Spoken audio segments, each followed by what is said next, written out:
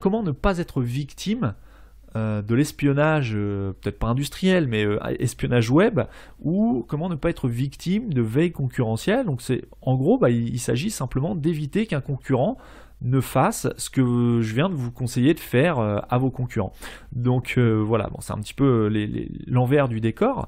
C'est d'un côté, vous allez vous servir de ces différentes méthodes pour vous faire progresser votre site, et d'un autre côté, vous allez vous protéger de ce genre de stratégie.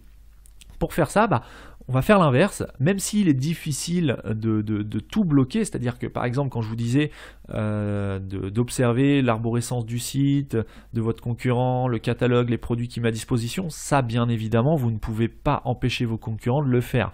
Vous ne pouvez pas bloquer l'accès à votre site à certains utilisateurs, enfin vous pouvez, mais c'est impossible d'identifier qui viendra espionner votre site. Donc c'est quelque chose que vous ne pourrez pas limiter. Ce que vous allez pouvoir limiter, ça va être tout ce qui concerne l'espionnage au niveau du SEO, du netlinking, des mots-clés positionnés, de la veille tarifaire, etc. etc.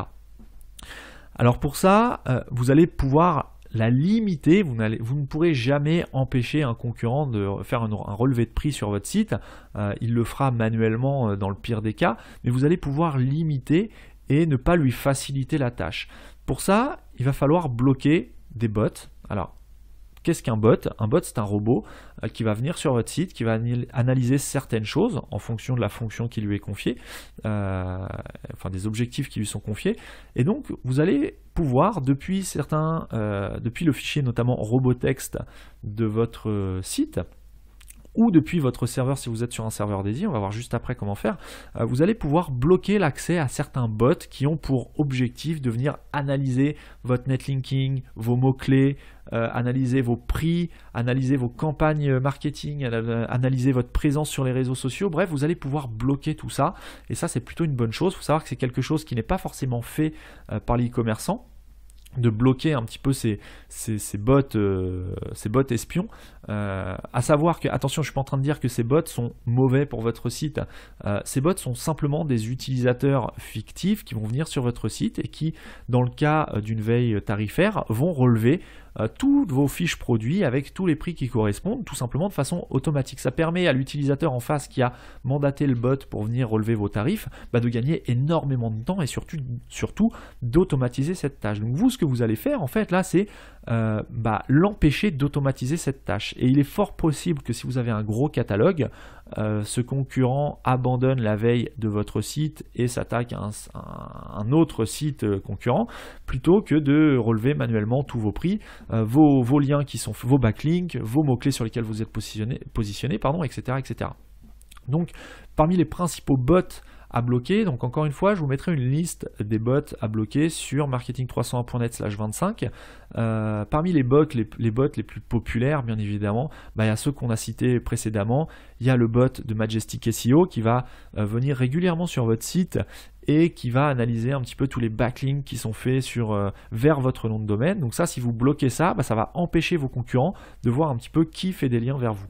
Donc c'est vraiment très embêtant. Moi je sais que quand je tombe sur le cas d'un site que j'essaye un petit peu d'analyser, de décrypter pour observer la stratégie de netlinking par exemple, si ce site bloque le bot Majestic, eh bien c'est embêtant, ça peut empêcher de voir un petit peu les liens qui sont faits. Pareil, vous allez pouvoir bloquer le bot SEMrush qui, je vous le rappelle, vous permet de connaître les mots-clés, les expressions sur lesquelles certains sites tous les sites sont positionnés sur Google. Donc ça, c'est intéressant aussi. Si vous voulez éviter que la concurrence sache sur quels mots-clés vous vous positionnez, quelle est votre stratégie de positionnement, eh bien, bloquez le bot SEMrush. Il y a d'autres bots qu'il faut bloquer comme Ahref, Rank Explorer, pas Rank Explorer, pardon, mais d'autres outils d'analyse de positionnement de mots-clés. Je vous mettrai la liste également sur les notes de l'épisode. Vous en avez un autre bot que je ne connaissais pas et qui peut poser des problèmes sur les sites e-commerce. Alors ce bot s'appelle Trendiction Bot, donc Trendiction comme ça s'écrit, bot, B-O-T. C'est un bot qui fait de la veille aussi, analyse un petit peu votre trafic, tout ça. En soi, il fait pas de mal, sauf quand il décide de créer.